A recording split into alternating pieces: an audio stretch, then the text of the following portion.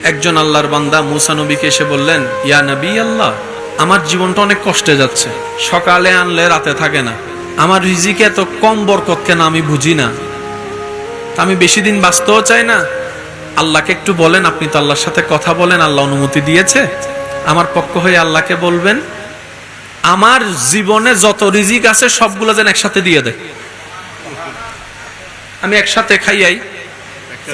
মুসা নবী ওনার কথা মোতাবেক আল্লাহর কাছে গিয়ে বললেন, আল্লাহ, তোমার একজন বান্দা তো এরকম একটা দোয়া ফরিয়াদ করছে, আবদার করছে যে তার জীবনে যা রিজিক তুমি বরাদ্দ রাখছো 20, 30, 50, 60 বছর, 100 বছর সব একসাথে দিয়ে দাও, সে একসাথে খেয়েই চলে যাবে।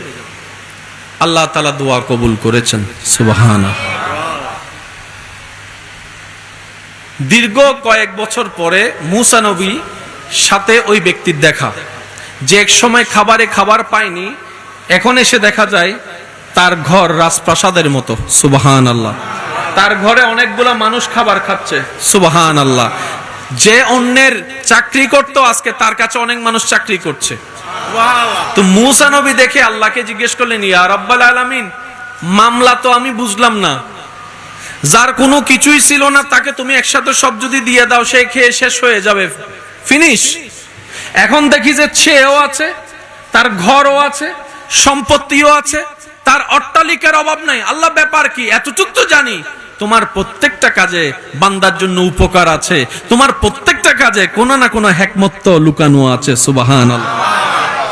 আল্লাহ, আমি তো জানি তুমি সব সময় বান্দাকে কারণ খুঁজতে থাকো ক্ষমা করে দেওয়ার জন্য, তুমি কারণ খুঁজতে থাকো বান্দাকে নিয়ামত দান করার জন্য, সুবহানাল্লাহ। তো মুসা নবী যখন জানতে চাইলেন, রব্বুল আলামিন বললেন, তার দোয়া মোতাবেক আমি আল্লাহ কবুল করে তাকে সে সম্পত্তি দান করেছি যা তার রিজিকে ছিল। কিন্তু এমন কেন হয়েছে জানো? আমি আল্লাহ তাকে যখন সমস্ত রিজিক দান করে দিলাম 10 ভাগ, আমার বান্দা কি করেছে জানো?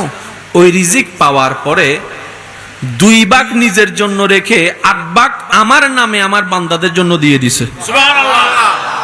আর আমি রবের ওয়াদা কি, যে আমার জন্য দিবে আমি তার জন্য আরো বেশি দিব। এবার সে আমার জন্য আমার দেওয়া রিজিক থেকে 1 বস্তা যখন রিজিক চাউল যখন আমার অভাবে বান্দাকে দিয়েছে, তা আমি আল্লাহ তো ওয়াদা ভঙ্গ করতে পারি না। সে যখন আমার বান্দাকে 1 বস্তা দিয়েছে, আমি তাকে 2 বস্তা রিটার্ন করে দিলাম, সুবহানাল্লাহ। সে 2 বস্তা পেয়ে যখন আবার 1 বস্তা দান করেছে, আমি আল্লাহ আবার 2 বস্তা দান করলাম। সে যখন 2 বস্তা দিয়েছে, আমি 4 বস্তা দেওয়া শুরু করলাম। সে 4 দিয়েছে, আমি 8 দিয়েছি।